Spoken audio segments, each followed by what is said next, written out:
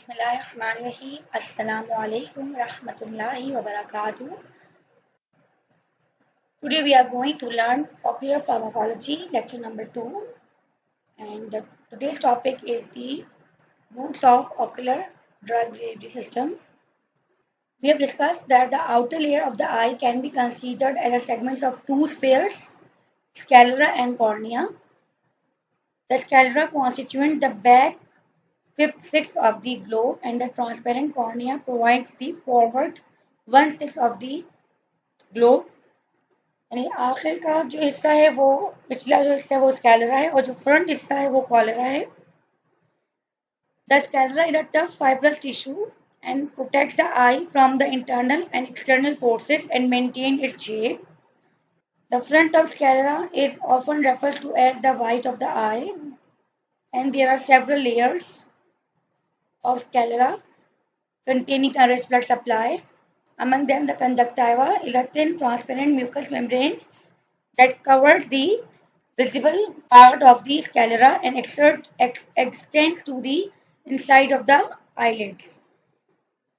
The optic nerve emerges from the sclera in the posterior part of the eye. The cornea is the most anterior part of the eye in front of the iris and the pupil. Routes of ocular delivery are very common. These are for the ophthalmic medications. Owning adds several advantages and the disadvantages. These are topical routes of administration, subconjunctival injections, intravitreal injections, subtenon injections. This is the front of the eye. This part is the front of the eye and this is the back of the eye. Among them, the most commonly used drug delivery system is the topical one.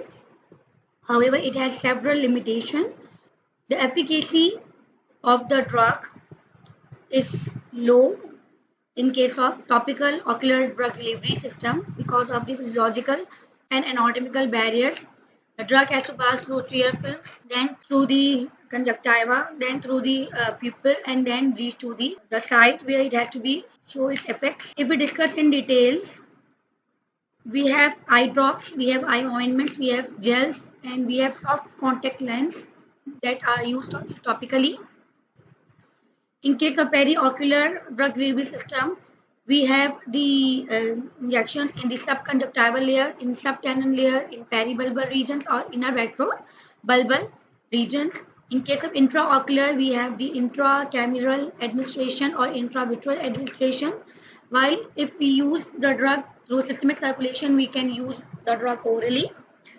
We can use the drug through IV route or we can use the drug through intramuscular route. In case of periocular route, the drug is administered around the eye, and in this is the region we can say that a periocular region. For example, steroid injections are usually administered around through this route. Intravitreal route is the route where the medication is administered in the vitreous tumor of the eye, and this route is used to cure the number. This route is used to cure a number of eye disorders.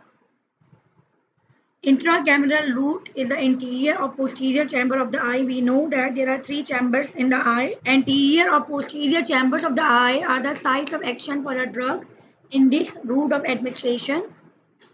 Here, the anesthetic agents is administered in the anterior chamber of the eye, usually during the surgery. In case of systemic circulation, systemic routes, we have several barriers that limit the delivery of ophthalmic drugs. These are the blood aqueous barrier and blood retinal barrier for the anterior segments and the posterior segments of the eye. Beside the topical use, we can say that in the case of efficacy, the intravitreal injections are the options that are widely used drug delivery strategy to treat posterior segment disease. You can observe intracameral injections. It is administered beneath the cornea and the aqueous humor of the eye. This is the intracameral injection and this is the intravitreal injections.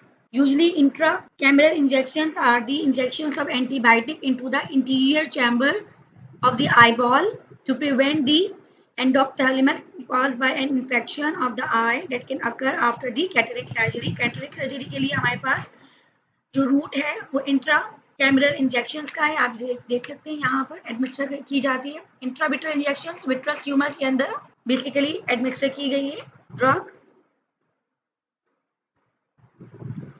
These are some advantages and limitations and precautions. For example, in case of topical route, it is convenient, economically and relatively safe.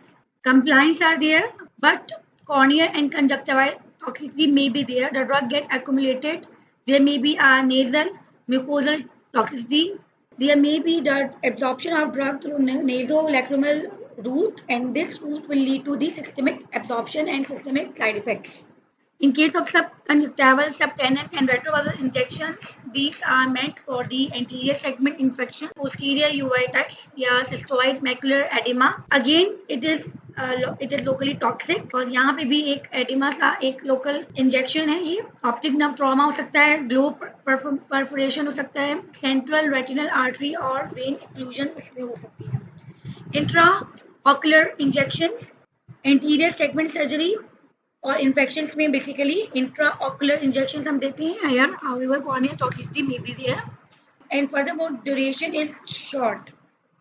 इंट्राविट्रल injections immediate local effect आ जाता है, but there may be a retinal toxicity. Here molecular weight is very important for the drug delivery system. If molecular weight is very high, retention seem to be higher in the eye. For example, vitreal retention of the antibiotics will be high. Several research are available. For example, molecules that are larger, that is more than 40 kilodalton, and globular molecules, for example, more than 70 kilodalton, seem to be have a longer retention time due to the presence of tight barrier around the vitreous humor. First order rate kinetics is mainly responsible for the elimination of the drug from the vitreous humor. Furthermore, route of administration is very important regarding the efficacy. Like our research is there.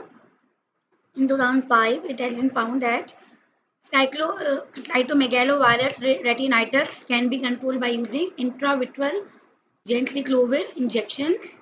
However, in 60% of the cases, the eye is remained stable.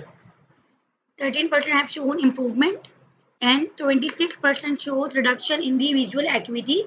There may be a retinal detachment in case of intravitreal administration, and intravitreal route lead to the hemorrhages is about 1%. Certain factors are there that contribute the drug concentration and solubility. Higher the concentration, better penetration. For example, 1 to 4%, but it is limited by reflex tearing. For example, viscosity, addition of methyl cellulose and polyvinyl alcohol increases the drug penetration by increasing the contact time with cornea and altering the corneal epithelium. Lipid solubility, higher the lipid solubility, more penetration, but it will also lead to the more side effects. If we are adding the surfactants in the ocular formulation, it will increase the drug permeability. For example, benzyl, conium, and thiomersal. The normal pH of the tear is 7.4.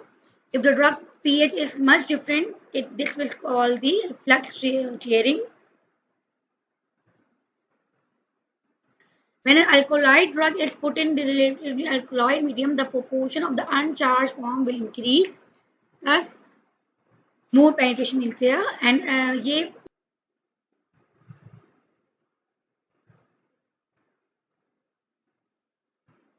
these are some routes how they are administered. For example, topical drops, simplest and the most convenient method for daytime use. One drop is equal to 50 microliter, and the capacity of conjunctival sacs is about 7 to 13 microliter. So one drop is more than enough. एक drop अगर लेते हैं तो हमारी capacity ही नहीं है कंजक्टिवल sac की कि उससे ज़्यादा ले सके. How the drug is administered through topical route. We should hold the skin below the lower eyelid, put it forward slightly, instill one drop. Measure to increase the drop absorption. Wait 5 to 10 minutes between drops. Compress lacrimal sacs. keep lid closed for 5 minutes after installation. ये हमारे पास roots हैं by which we can increase the drop absorption.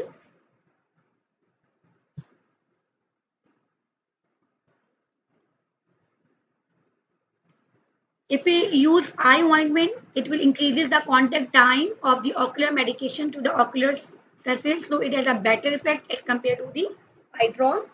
However, it has a disadvantage of the blurring of the vision. The drug has to be highly lipid soluble with some water solubility to have a maximum effect as ointment. In case of periocular injections, they reach behind the iris lens diaphragm better than the topical application. Several routes are there, for example, subconjunctival, subtenon, peribulbar or retrobulbar administration can be possible in case of periocular injections. This route bypasses the conjunctival and corneal epithelium, which is good for drug with low lipid solubility, for example, in case of penicillin, and it is also used a common route for the steroids and local anesthetics.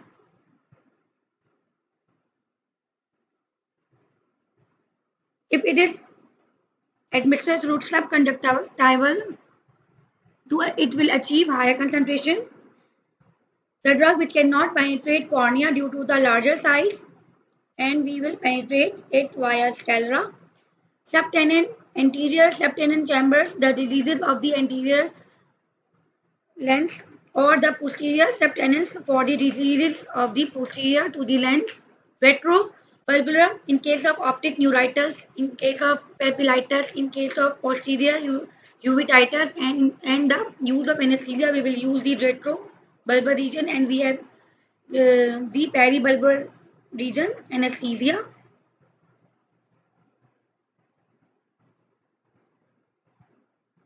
In case of intraocular injections, it may be of two types, intracameral or intravitreal region. Intracameral are those routes, for example, acetylcholine is used during the cataract surgery. Intravitreal antibiotics in case of endophthalmitis. Intravitreal steroids in case of macular edema, or intravitreal anti-VEGFR. Several sustained release devices are also there. These are the devices that deliver an adequate supply of the medication at a steady state level. Example is the Ocular delivery pilocarpine, Timoctid XC delivery timolol, Genciclovir sustained release intraocular devices, and there may be a collagen shields. Several oral or IV drugs are there which are administered through the oral route or IV route, as there are certain factors influencing the systemic drug penetration into the ocular tissue. These are the lipid solubility of a drug, more penetration will with the high lipid solubility protein binding, more effect with low protein binding, ocular inflammation, more penetration with ocular inflammation. This is all about the drug delivery system in the eye. Thank you.